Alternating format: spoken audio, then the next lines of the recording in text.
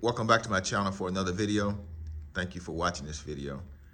If you would like to see more videos like this, sheet metal work on classic cars, replacing panels, rust repair, and a few other odds and ends, go ahead and subscribe to the channel so you can get the videos when I do post them, and do the notification so you can be notified when I do post.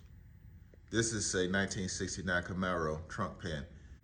It wasn't that difficult to install. Well, I'm not gonna say it wasn't that difficult, but I'm gonna show you like a few of the tricks to get a decent job and a pretty good result.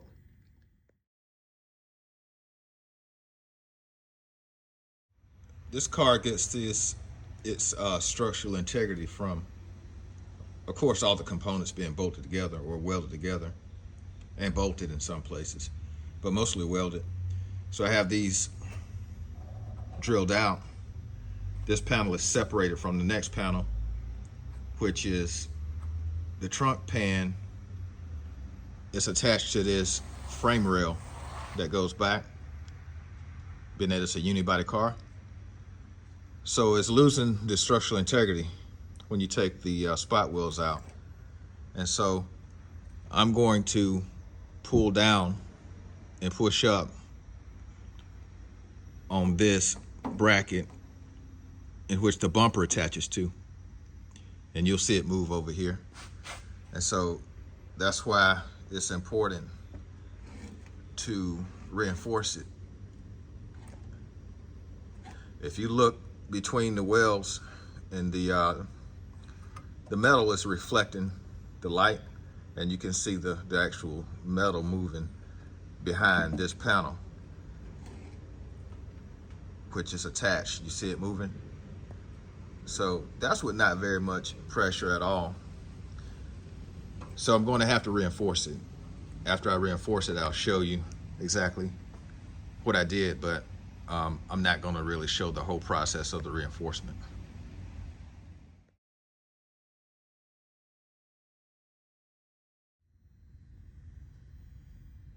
This trunk pan has a reinforcement that's welded to it on the underside, all the way from one side to the other. And this is the reinforcement from there to there.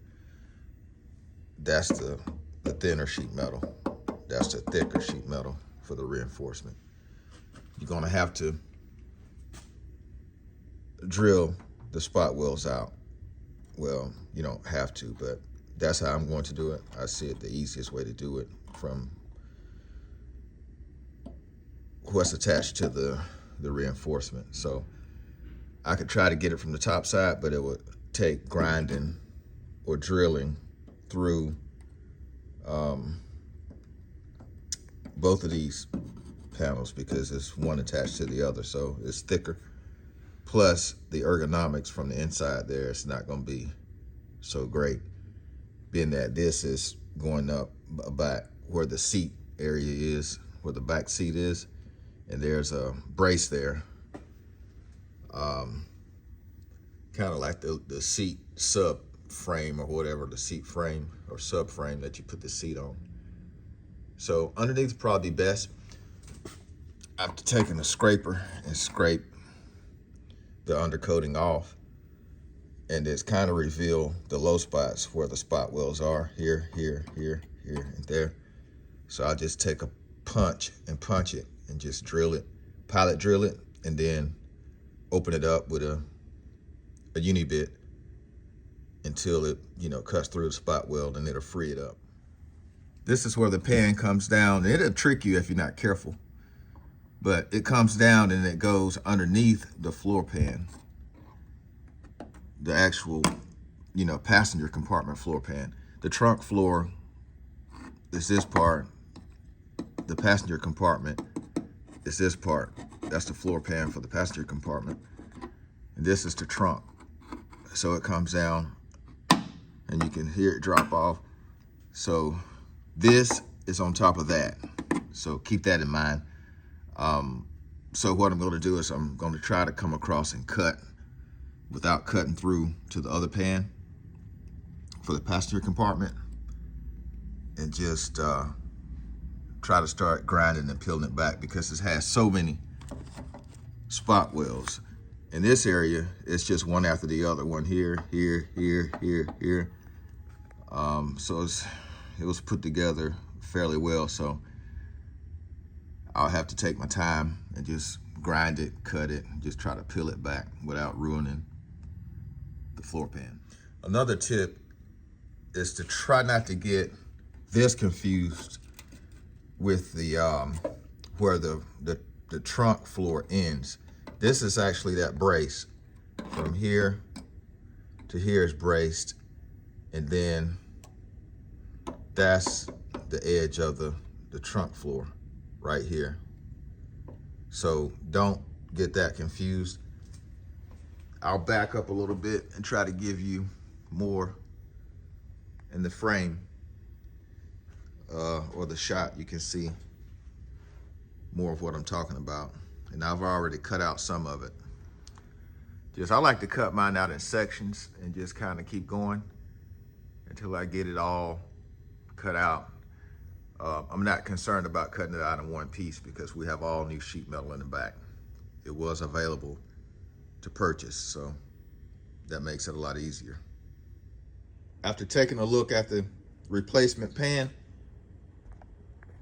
we already have that bump stop brace welded on to the replacement pan. So it's a pretty complete pan. You have already the fuel tank strap braces welded onto it, and the brace, like I was saying before, that goes from here to here, that's already welded on. And so it's fairly complete pan. It's going to be harder getting it out with all this thicker sheet metal. If it were the other way around, if I was just replacing the compartment or the passenger compartment floor pan, it would be easier because breaking away the thinner sheet metal from the thicker sheet metal is easier versus doing it the other way. So this is going to be harder. I don't want to get too wordy and make the video longer than it should be, but just trying to go through and help you make considerations before you even purchase the pan, because you can see the notch right here. That's for the inner fender. So if you were going to narrow your rear end or tub it out on the inner, they sell these pans as an option that's already,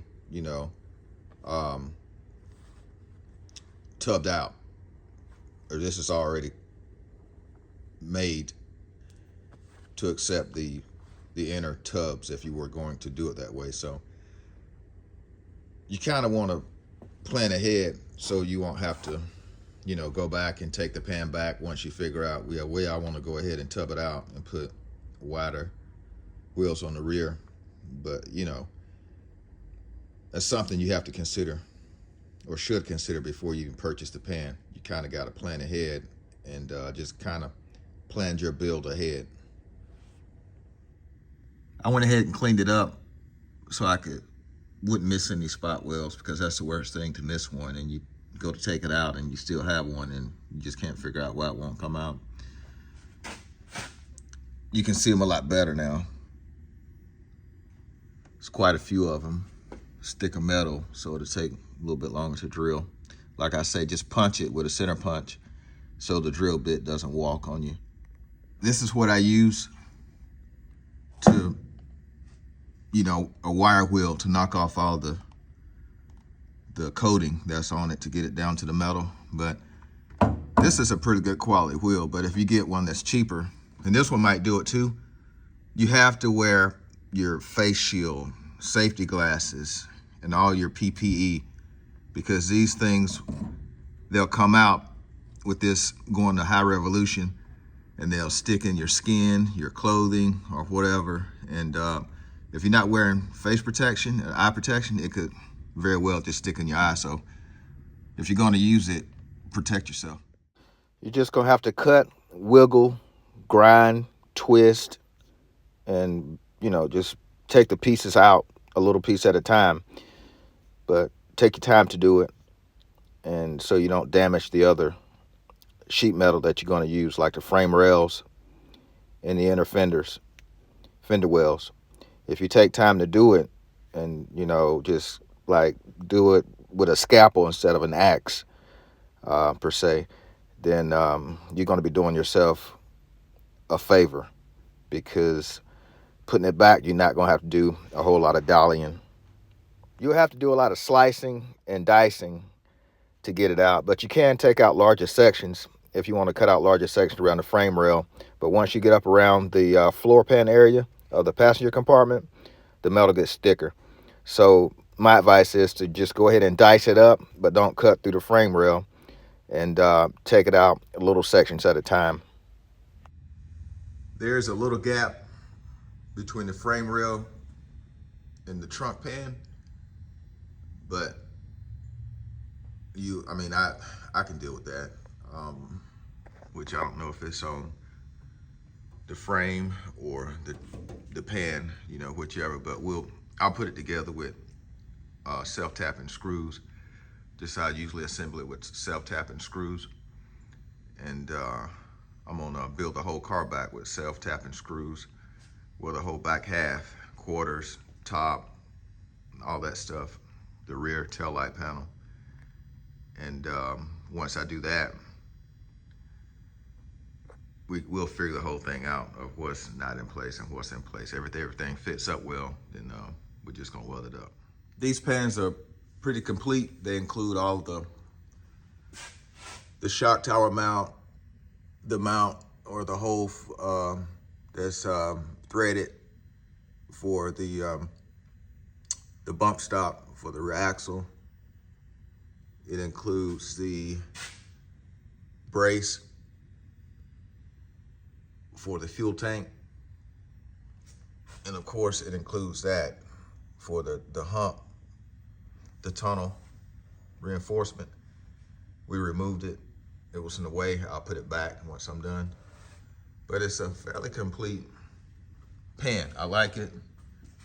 I like the fitment so far. We'll see as we go if it continues to meet expectations. I've put self-tapping screws here. That's on the frame rail on the passenger side. One going to the floor pan on the inner side, and I got one on the outside going to the floor, and then one on the frame on the outside there. That's on the inner. I'll step back and I'll show you, a larger picture, but that's what it looks like. You can see the gap better between the frame rail, and the trunk pan. I'm gonna clamp those together. So when I do, it shouldn't distort the frame rail much at all. It'll move a little bit, but it's not gonna distort it because I've welded the brace in. Before I ever removed the other trunk pan, I welded the brace in to kind of give it a fixed reference. Same on the other side. You can see the gap between the trunk floor pan and the frame rail. Now that I have it lower, I can show you what we did up top. So up top, we separate these. They'll move somewhat, and we had to spread them apart. I had to have two guys, one on each side, spread them, and I pushed the pan in. So you might need some help doing this. Wear gloves, and make sure everybody watches their fingers, because if you have your finger someplace, it could probably cut a smaller finger off. If you have somebody beating and banging and then it drops into place, it'll shear it just like a piece of metal. It'll shear it off. So just be careful. This we had to drill several spot welds out. I put a self-tapping screw to locate it back before I started to drill. So when we go back with it, I'll put that self-tapping screw in it and put it back, and it'll be exactly where it came from.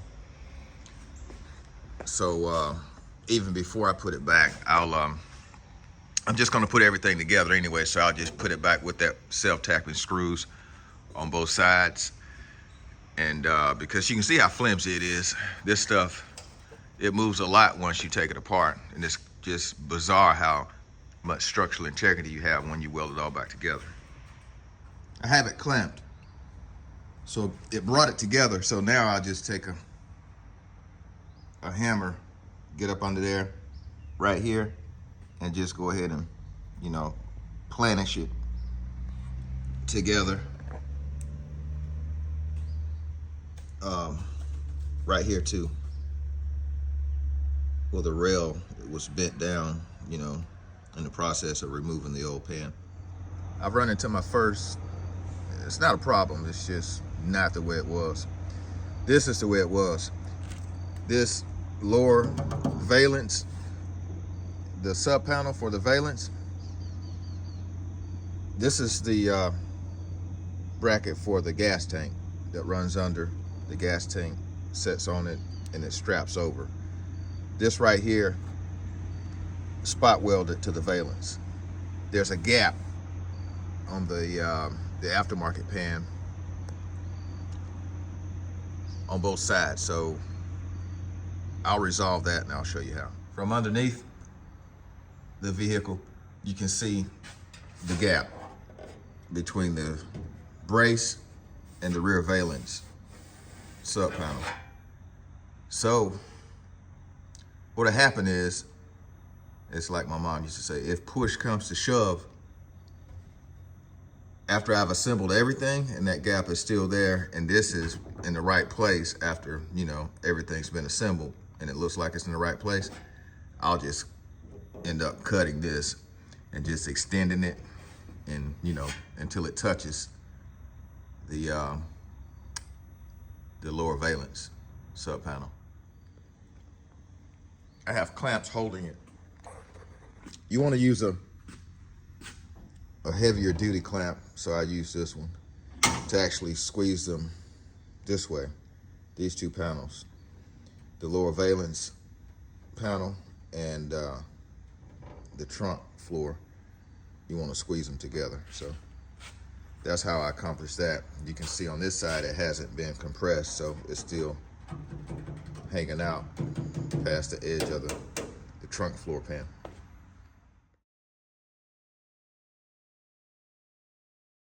The more prep work that you do in the beginning and during, you're going to get a better result. If you go ahead and drill the holes that you're going to weld through, and then, you know, grind off the E-coat and the blind panels that you're not going to be able to get to once you weld them, you don't want them bare, so you go ahead and you put the weld through primer, you know, copper primer, whichever you would like to use. Go ahead and do all that prep work. It's going to help you out in the end. Go ahead and get all the surface rust off of any panels that you want to get your surface rust off of. And then you might want to coat them with like a chassis saver or a POR or something like that. Just like this panel, it's the package tray panel underneath. You know, why not go ahead and get all that coated? I mean, you're going to get a better result. Although I put the difficulty level at a 9, this is a job that you can do in your garage. The panels are not going to just fly out of the box and onto the vehicle, and, you know, that's going to be that. You'll have to do some modifications, some stretching, some shoving, some removing of parts to get it in there, but it can be done. So my advice is to remove all the parts that are necessary, reassemble them fully to check them, and then it'll take several times though. But once you get all that done, your fitment should be good. And once your fitment is good, go ahead and weld the trunk pan in and you should be good. We're coming to the end of this video, but I'm gonna go ahead and kind of wrap it up and give like an overview of, you know, a few tips, tricks, and things that you might want to look out for. It's easier to do it with the quarters, the panels off, and all the sheet metal off. So it's much easier to do it that way. But in order to get the pan back in after we had removed it, we had to go in and take out this. There were several spot welds or pinch welds over here attaching this to this. So we just, before I drilled anything out, I put a self-tapping screw in it to relocate it. It's almost like a reference or registration. So I put the self-tapping screw in it to relocate it. Plus it's gonna hold it when I go to mock the panel up. Because what we had to do is we had to put the pan in and put self-tapping screws around a few areas to hold it and mock it up, put the quarters on, and then take them back off, and then undo self-tapping screws on both sides. And they have to spread apart, right? Because the trunk pan would not go in, and I can kind of show you the profile of it. It seemed like it would just slip in, but it didn't. So it was wedged. It's kind of like a wedge. It wedges on both sides. And so in order to get it in, we had to take these loose on both sides and kind of spread the inner fender well apart enough to get it in. So we'll have to weld these back once we're done. And I'll probably weld them back today because the pan is actually tacked in. Now we haven't fully welded it. My MIG welder quit yesterday, so I have to source another one. But anyway, I'll probably take my TIG welder and go ahead and TIG a couple spots over here and on the other side just to get it back so I could put the rear axle in it. I want to put the rear axle in it. That's another tip that you might want to do before you put your quarters on. I want to put my rear axle back in it and put the engine back in it and put it down on all four corners before I fit my quarters up. Another suggestion is to go ahead and remove this piece. It was there on the pan. It's made to the pan, and you'll see it when you're removing your old trunk floor to get it out. It's attached. It's actually pinch welded to the pan. It came attached to the new floor. So we attempted to put it in with this attached. We're having such a difficult time to get it to come down and get past the actual floor of the car. So we removed it. So you have to put it back. We'll put it back once we start to do the final welding, fit it and put it back. We'll have to dolly this back up because we bent it down to get over the hump for the drive shaft. So I'll come out a little bit so you can kind of see a larger picture. But that's what you probably might do before you even attempt to put the pan in. Just go ahead and remove it to save yourself some trouble of working underneath the car to try to remove it. The difficulty level on this one, I would call it a 9 out of 10. 10 being the most difficult, is because you're just gonna have to remove. It's got different gauges, and it's got, how can I say? It's multiple panels that are put together. This is a thicker gauge than the actual sheet metal. So it's got 1, 2, 3 pieces put together here. So when you're removing it, it's kind of difficult to remove it.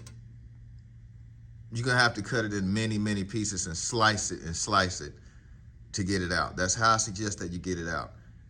And when it goes through underneath the frame rail, you're gonna have to try to go to the inside, do the spot weld drill, fillet it back, and get the piece from between. And it's it can get very difficult doing that, and it's time consuming. This is about, just the trunk pan of this car is about a 30-hour job. They added 30 hours to this job.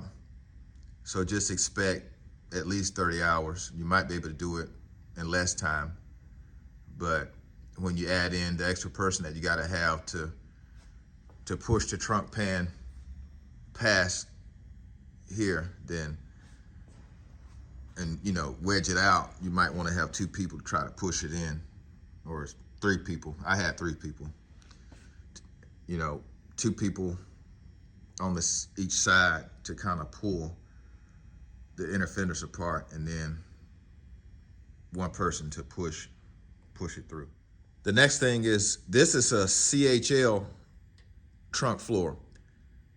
I would like to have, or I asked if they had a Auto Metal Direct or Dynacorn or something like that, but they didn't have it. So I went with what I had, or what they had. So we'll go ahead and get the job done. The fitment is, I like the fitment, all except for this. This should come out to the edge. It's a panel here that welds to this, and it drops down, and it has an angle, but it doesn't have that much of an angle. You can see the angle of it is probably not going to come past here. And so you see that gap from here to here. We'll have to address that. It's not a big problem. Probably just going to end up cutting these flanges off and just extending it out so it'll contact the rear drop down panel, and we'll weld it. So the next tip, and probably the last tip before I wrap this video up, is go from underneath, right? So when you're underneath the vehicle, you're gonna take a marker and you're gonna mark that profile where that frame rail is gonna be at. These are the factory spot welds. You can see there's a gap right there because I had to bend the frame down to separate it. You know, it bent a little bit, getting the old trunk floor out. But there's a hole up in there that's offset. And after you draw your line, you'll know, it'll give you a reference on where the frame rail, the outside of the frame rail is, and then you can make you some markings here to drill holes inside of the perimeter that you drew around the frame rail. That's going to put the welds back where they were, and it helps out because this is already, usually when they pinch weld it, it's pushed up already, and that's the closest that you're going to get to the floor that you're welding to. So that's kind of how I do it. You can do it any way you like, but that's just how I do it. We'll take a look from underneath, and you can see that now you don't see the holes. So those will be welded from above, and it's just prep work that you're going to do before you put the pan in to weld it for the final weld, for the final time you put it in and weld it in. But that's why you don't have to, but I take my pan in and out. This pan went in once and came out once and went back in. So we didn't want to do it multiple times because of the difficulty, you know, getting it in and out. This is the end of this video. You can move on to the next video if you would like to see the rest of the car, well, the quarters in the top and the rest of the sheet metal put on. Share this video with anyone you think that might benefit from it, or just anyone that's got an old rusty car that needs panels replaced. Like this video if you like it, and like I said, share it, and go on to the next video if you want to see the process continue. Thanks for watching.